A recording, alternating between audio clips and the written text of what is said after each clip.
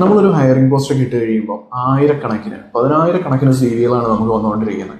ഇതിൽ നിന്നും നമ്മൾ എല്ലാവരെയും ഇങ്ങനെ സോർട്ട് ചെയ്ത് നോക്കും. ചിലതൊക്കെ കാണുമ്പോൾ നമുക്കൊരു ഫോട്ടോ ഉണ്ടാവില്ല, ഒരു ഫോൺ നമ്പർ ഉണ്ടാവില്ല, അല്ലെങ്കിൽ അവരൊരു സ്ഥലപ്പേര് ഉണ്ടാവില്ല, എക്സ്പീരിയൻസുകൾ ആഡ് ചെയ്തിട്ടുണ്ടാവില്ല, ഡേറ്റ് തെറ്റായിരിക്കാം. ഇങ്ങനെ ഒരുപാട് പ്രശ്നങ്ങളിലൂടെയാണ് ഓരോ CV-കൾ ഇങ്ങനെ വരുന്നത്.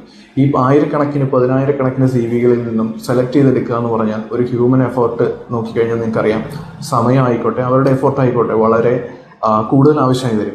അപ്പം ഇത്തരം സാഹചര്യങ്ങളിലാണ് ഇന്നത്തെ കാലത്ത് ATS പോലെയുള്ള സോഫ്റ്റ്വെയറുകളെ നമ്മൾ ഹെൽപ്പിന് വേണ്ടി സമീപിക്കുന്നത്.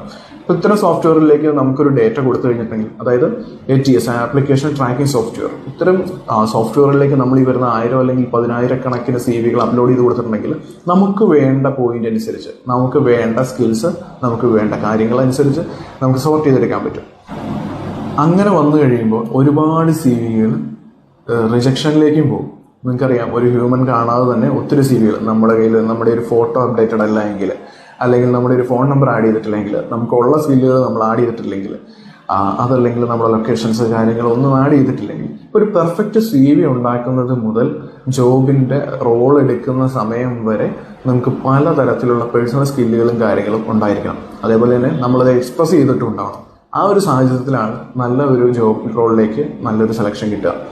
അപ്പോൾ നമുക്കറിയാം, പലരും നല്ല ഡിഗ്രി കഴിഞ്ഞവരുണ്ട്, PG കഴിഞ്ഞവരുണ്ട്, പല കോഴ്സുകൾ ചെയ്തവരുണ്ട്. എന്നാൽ ഇവരൊന്നും ഒരു പ്രൊഫഷണൽ ലൈഫിലേക്ക് വന്നു കഴിയുമ്പോൾ ടൂൾസിൻ്റെ കാര്യത്തിലോ അല്ലെങ്കിൽ ഉപയോഗിക്കേണ്ട സ്കില്ലുകളുടെ കാര്യത്തിലോ വളരെ പുറകിലായിരിക്കും.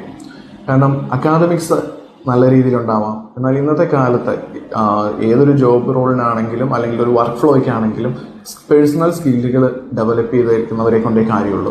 പേപ്പറിൽ വരുന്നതോ ഡോക്യുമെന്റ്സിൽ വരുന്നതോ ആയിട്ടുള്ള കാര്യങ്ങളെല്ലാം നമുക്ക് വേണ്ടേ ആക്ഷനിലേക്ക് വരുമ്പോൾ എന്തവരുടെ കയ്യിലുണ്ട് എന്നുള്ളതാണ് ശ്രദ്ധിക്കേണ്ടത്.